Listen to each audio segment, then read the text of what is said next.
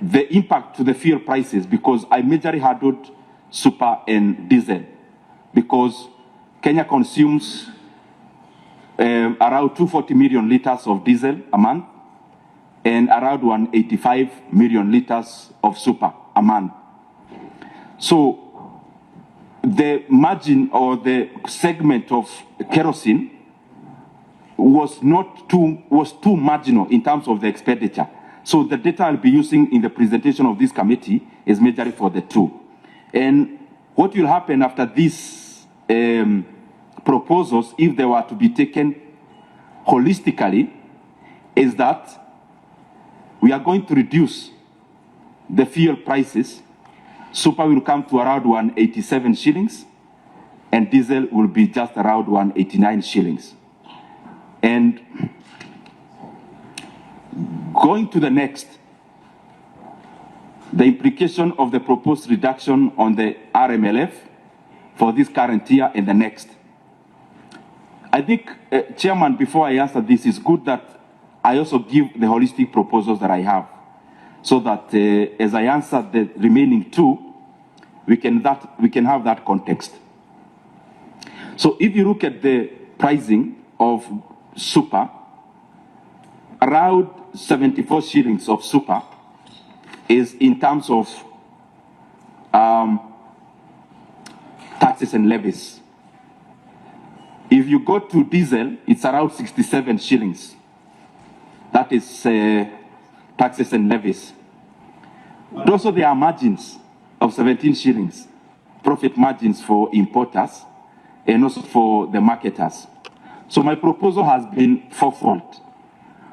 The first proposal, and I'll start with the one that we may not delve so much in this committee, was the reduction of 4 shillings from the exporters and the distributors' margins, which are currently 17 shillings.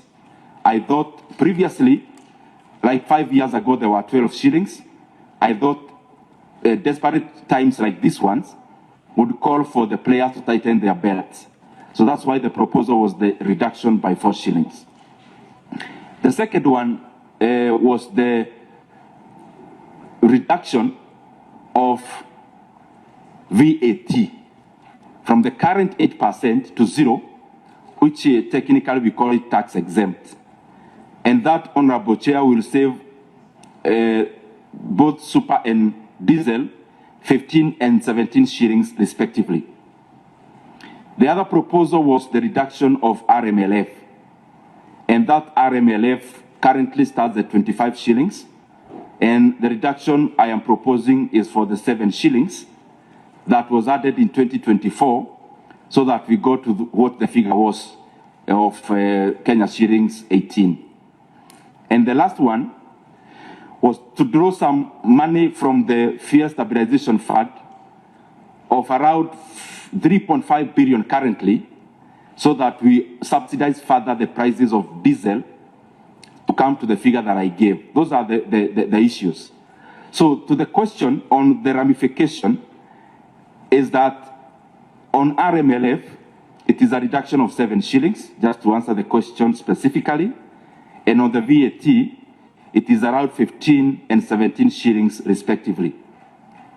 And also cumulatively in the budget, it is just taking the figure of 185 million liters plus 240 million liters of diesel, which comes to 425 million liters.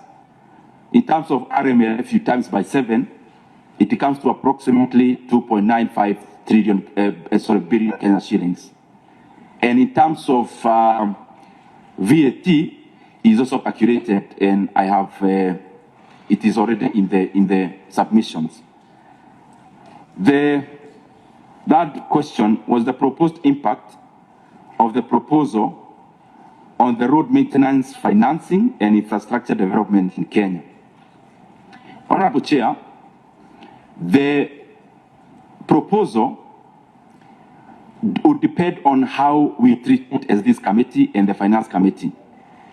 In my holistic consideration, my consideration is that any cut in the budget, any cut in the revenue side, out of the proposed measures, instead of adjusting the specific budgets of the specific sector, we go to the expenditure side and look at where we can get some retro fat in the budget so that we work around it there. So the impact may not necessarily be on roads. On RMLF, it may be of the 7 shillings. But you know, Chair and members, the budget for roads is majorly in 3 forms. One is what we call domestically funded. It's usually like a third or thereabout. The second one is externally funded. We used to call it development partners budgets, which also by that time accounting for like a third or so. And then the third part is what we call recurrent. And recurrent is what we actually call RMLF in cumulative. So the budget then comes in 3 streams. If we squeeze in one stream, it can be the wisdom of this committee to actually expand either of the other 2 streams because they are predominantly a domain of this committee. So we can choose. If we want to reduce the budget of road maintenance by 7 shillings, we can still recover the same money through the domestically funded budget of the same road sector budget. 4, the impact of the proposed pronouncement of the 10 shillings. This one has 2 ramifications depending on how we understand it and how I understood it.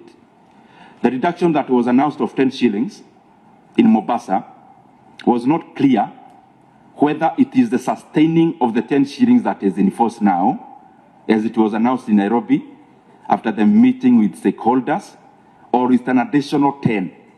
So if it's the current 10, therefore it means we'll just be sustaining the interventions that are there currently. And if it's the additional 10, it means we'll be requiring to fetch in 2.4 billion Kenya shillings from the Fuel Stabilization Fund, working with 240 million liters of diesel per month.